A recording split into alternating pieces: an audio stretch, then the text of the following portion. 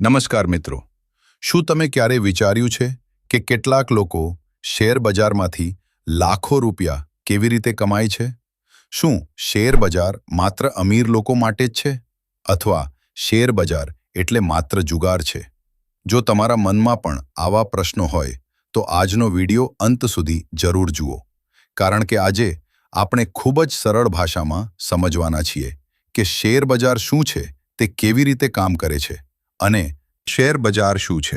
સૌથી પહેલા સમજીએ કે શેર બજાર એટલે શું. ધારો કે કોઈ મોટી કંપનીને પોતાનો બિઝનેસ વધારવા માટે પૈસાની જરૂર પડે, ત્યારે તે કંપની બેંકમાંથી લોન લેવાના બદલે પોતાના બિઝનેસનો થોડો ભાગ લોકોમાં વેચે છે. આ નાના ભાગને શેર કહેવામાં આવે છે. જો તમે કંપનીનો એક શેર ખરીદો તો તમે તે કંપનીના નાના ભાગના માલિક બની જાઓ છો. એક સરળ ઉદાહરણ, ધારો કે એક પિઝાને 8 ટુકડામાં કાપવામાં આવ્યો છે. જો તમે એક ટુકડો લો તો આખો પિઝા તમારો નથી, પણ તેમાં તમારો પણ એક ભાગ છે. બિલકુલ એવી જ રીતે શેર ખરીદવાથી તમે કંપનીમાં નાનો હિસ્સો ખરીદો છો. શેર બજાર કેવી રીતે કામ કરે છે? હવે પ્રશ્ન આવે, શેર ખરીદવા અને વેચવાનાનું ક્યાં થાય? તે માટે હોય છે શેર બજાર. ભારતમાં 2 મુખ્ય શેર એક્સચેન્જ છે, BSE એટલે બોમ્બે સ્ટોક એક્સચેન્જ અને NSE એટલે નેશનલ સ્ટોક એક્સચેન્જ. અહીં લાખો લોકો દરરોજ શેર ખરીદે છે અને વેચે છે. જો કોઈ શેર ખરીદવા માંગે અને કોઈ વેચવા તૈયાર હોય તો સોદો થઈ જાય છે. શેરની કિંમત હંમેશા એક સરખી રહેતી નથી.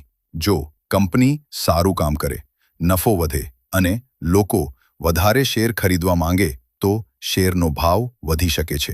જો કંપનીનું પ્રદર્શન ખરાબ હોય અથવા લોકો શેર વેચવા લાગે તો શેરનો ભાવ ઘટી શકે છે. આ પ્રક્રિયા દરરોજ ચાલતી રહે છે. લોકો પૈસા કેવી રીતે કમાય છે? હવે સૌથી મહત્વનો પ્રશ્ન, પૈસા કેવી રીતે કમાય? પહેલી રીત, શેરની કિંમત વધવાથી. ધારો કે તમે કોઈ કંપનીનો શેર 500 રૂપિયામાં ખરીદ્યો. થોડા સમય પછી તેની કિંમત 700 રૂપિયા થઈ. જો તમે તે સમયે શેર વેચી દો તો તમને 200 રૂપિયાનો નફો મળશે. બીજી રીત, ડિવિડન્ડ.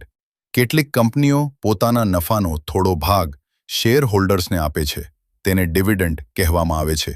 એટલે શેરમાંથી તમને 2 રીતે લાભ મળી શકે છે. એક, શેરના ભાવમાં વધારો અને બીજું, ડિવિડન્ડ.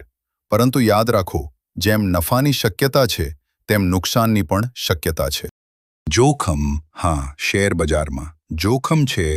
કોઈ પણ શેર હંમેશા ઉપર જ જશે તેની કોઈ ગેરંટી નથી.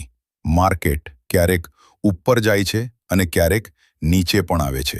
તેથી ક્યારેય કોઈની વાત સાંભળીને ઉતાવળમાં રોકાણ ન કરો.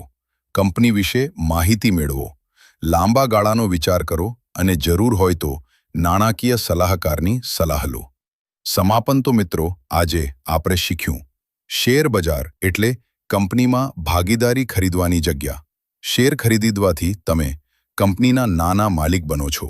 શેરના ભાવ દરરોજ બદલાય છે. નફો પણ થઈ શકે અને નુકસાન પણ થઈ શકે. રોકાણ કરતા પહેલા યોગ્ય માહિતી અને સમજ ખૂબ જ જરૂરી છે. જો તમને આ વિડિયો ગમ્યો હોય તો લાઈક કરો, તમારા મિત્રો સાથે શેર કરો અને સ્માર્ટ પૈસા ગુજરાતી ચેનલને સબસ્ક્રાઇબ કરવાનું ભૂલશો નહીં.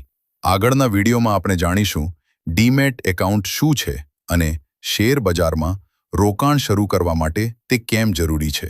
ધન્યવાદ. ફરી મળીએ એક નવા અને ઉપયોગી વિડિયો સાથે.